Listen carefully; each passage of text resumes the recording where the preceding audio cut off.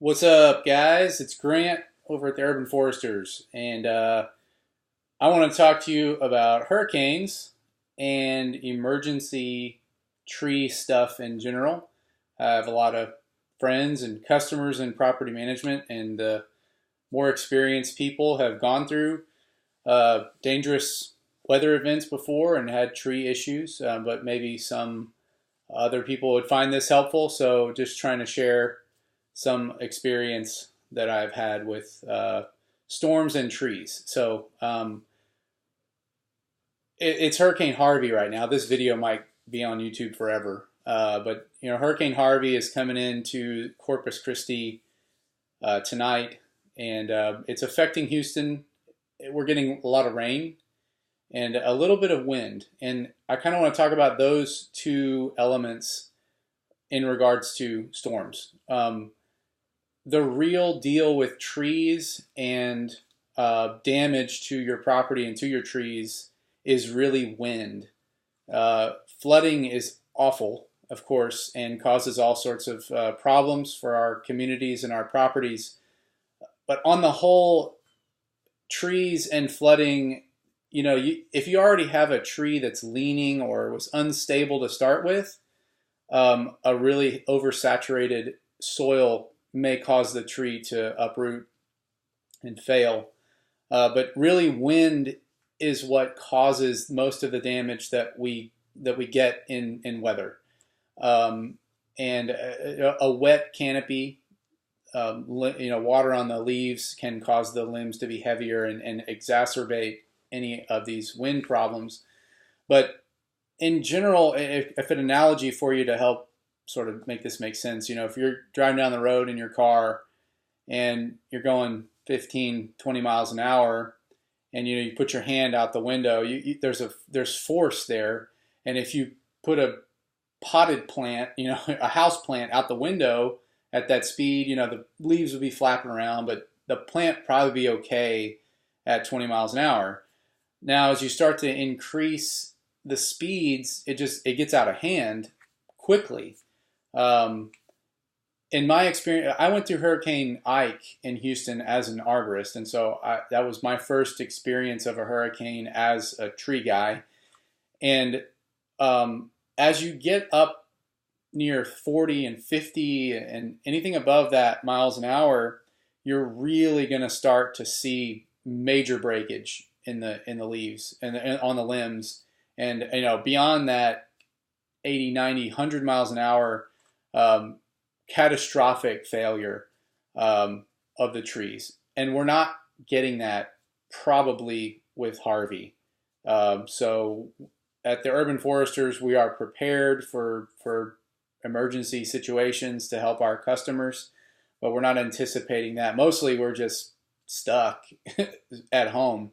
We can't work when it's raining like this. So our typical normal backlog is actually stopped. We're just waiting.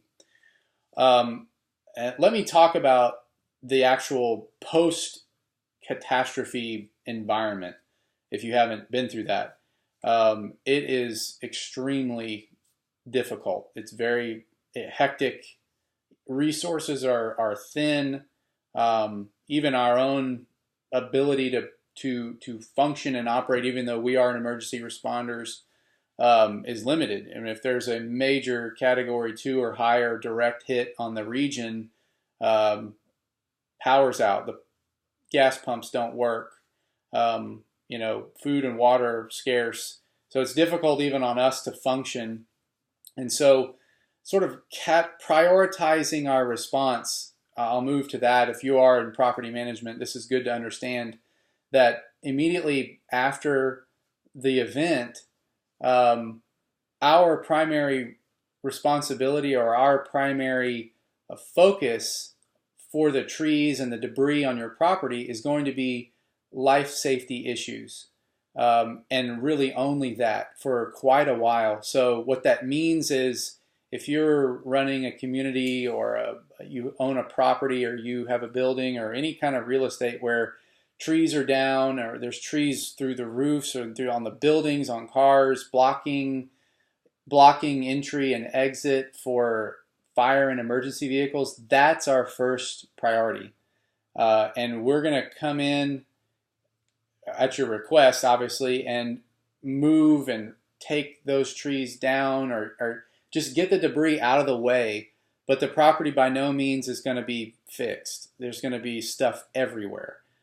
Limbs just in the grass, pulled off out of the way, moved out of the way. Any way we can cut a road through just to cause the property to function properly is our first priority. And then we'll move on to another property to help them with that phase of the project. And then when those emergencies are no longer a priority, we'll move back to those properties, cleaning up, moving debris, and that lasts for weeks depending on how bad the region was hit.